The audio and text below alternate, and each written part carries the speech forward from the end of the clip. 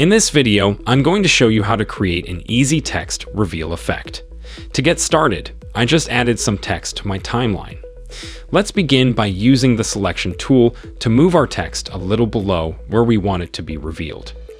Once it's in place, go over to the Effects panel, type crop into the search box. Drag the crop effect on your text track on the timeline. Up in Effect Controls for your text, scroll down to the crop effect you just added. Increase the bottom's value so that the crop is barely hiding your text. Next, click the drop-down arrow next to transform under your text.